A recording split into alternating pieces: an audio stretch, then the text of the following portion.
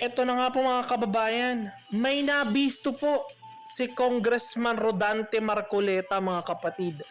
Alam naman natin itong mga survey firm na ito, itong Tangere, itong Publicus Asia, itong SWS Survey, ito ay isa sa mga survey firm na ginagamit ng mga politiko upang malaman ang kanilang datos ng kanilang pagkapanalo sa bawat lugar po sa buong Pilipinas mga kapatid. Nabisto po ni Rodante Marcoleta ang SWS survey mga kapatid dahil ang kanyang pangalan ay hindi po naitala sa pagkakandak po ng survey mga kapatid. Ito po ay kanyang ipinahayag sa saganang mamamayan ng Net25 mga kapatid. Alam na natin, wala na tayong pagtitiwalaan sa mga ito. Panoorin po natin ang video mga kapatid.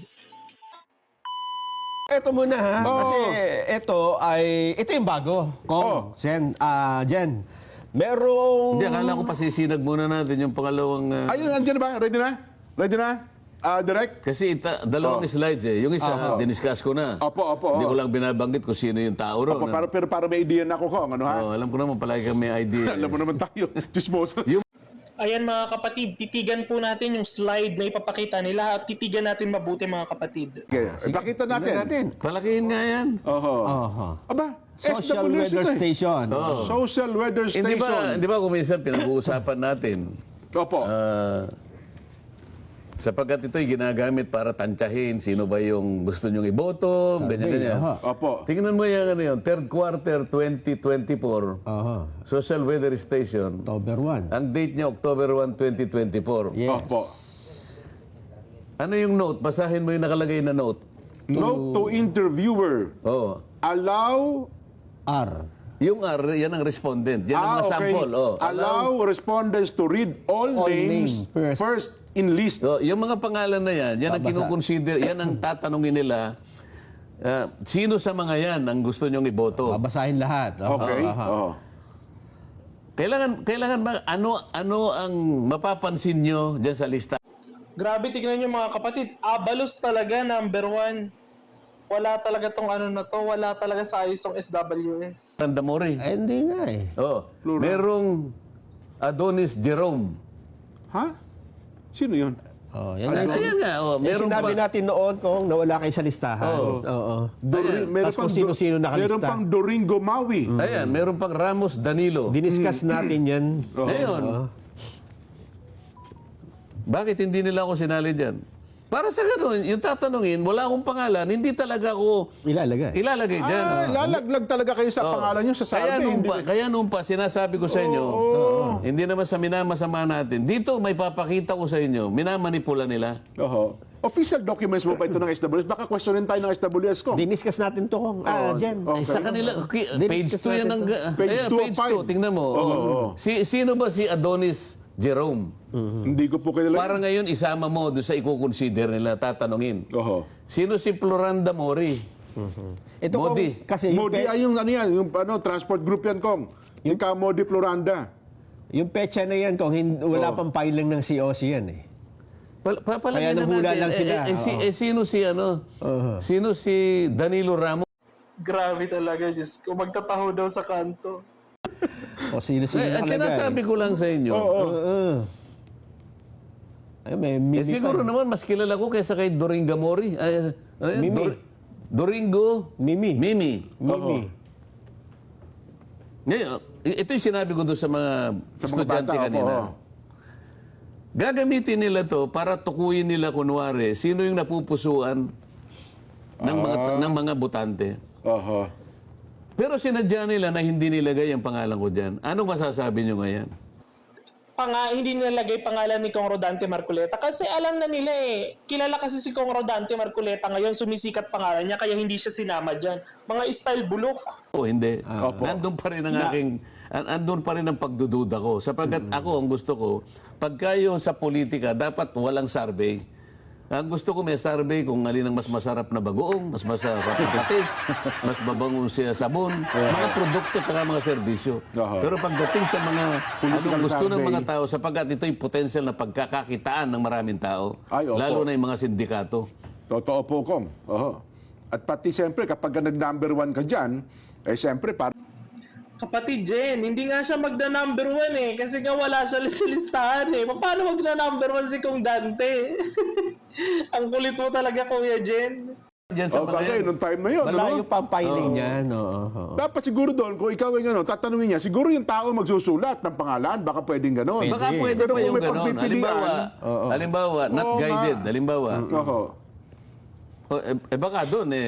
Baka doon baka magtaka sila kung paano, kung sino mangunguna ron eh. Pero ito, maglalagay sila ng set na tatanungin nila. Pero, Wala ayan pa nga, hindi nila ilalagay yung pangalan ko. Oho.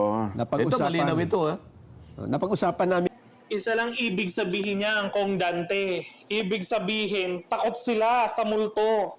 Takot sila na maungusan kaya hindi nilagay ang pangalan mo. Iyan ang katotohanan niyan, Kong Dante. Kaya sipagan mo lang, Kong Dante. Magna-number 1 ka sa Senado, may awa ang Diyos. medyo matagal-tagal na. Hindi nyo napansin na wala ako. Yung wala yung pangalan niyo, oo nga, pwede po. Napansin namin ko. Ha? Opo, na-discuss po namin yan. Ayun.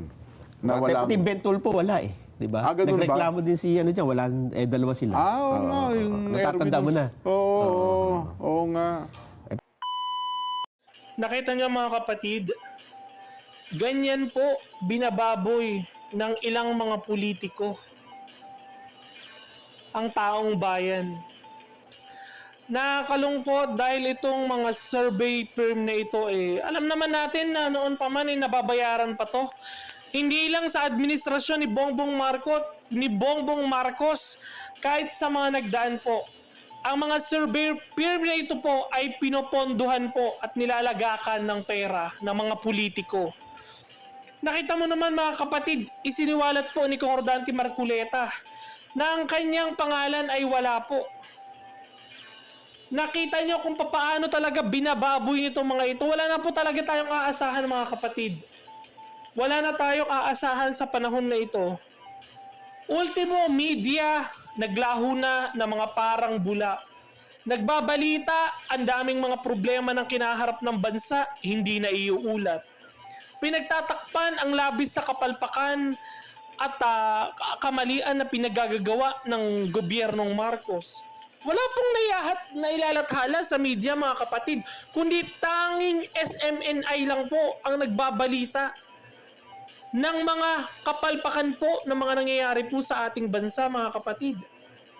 At nagsasalita rin po ang Net25 sa kanila pong mga nakikita po sa ginagawa po ng bagong administrasyon na ito, no, ni Bongbong Marcos mga kapatid.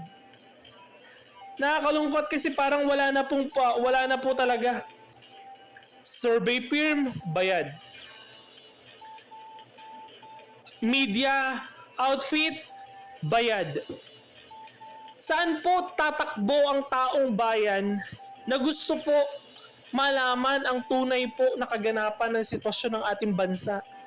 Kung ang mga ganitong bagay po ay hindi po naiuulat ng patas, alam naman natin mga kapatid, na alam po dito po sa islat ni Bongbong Marcos, merong ditong 6 sa islat ni Bongbong Marcos kayang tumindig sa sariling paa, kayang manindigan sa sarili, kayang manalo. Pero 6 dyan sa islat ni Bongbong Marcos, puro lusaw yung mga yan.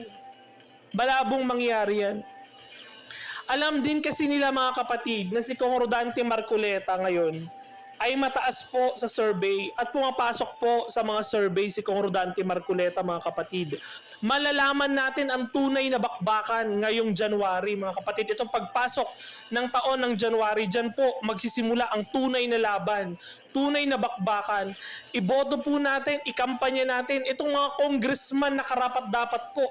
Katulad po ni Kong Rodante Marculeta na palaging naninindigan sa tama, naninindigan sa konstitusyon, naninindigan ipaglaban po ang kapakanan ng taong bayan mga kapatid. Ayan po si Kong Rodante Marculeta. Kaya kayo mga kapatid, ipakilala natin. Dahil alam naman natin si Kong Rodante Marculeta hindi pa po ganun kakilala rin kung kilala si Kong Dante, pero pagdating po sa ibang pamilya, may mga kabataan po, Gen Z, hindi po masyadong kilala. Ipakilala po natin, buksan po natin ang pangalan po ni Kong Rodante Marcoleta po para ito po ay mahalal at matulungan natin dahil nakikita po natin talagang kung sino lang po ang gusto nilang ilagay dyan sa mga pinapasurvey nila, kung ano-ano mga basurang pangalan ang nakalagay doon. Nakita nyo, number 1 si Abalos.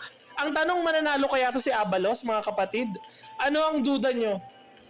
Mga kapatid, sa totoo lang, nakakabinging katahimikan.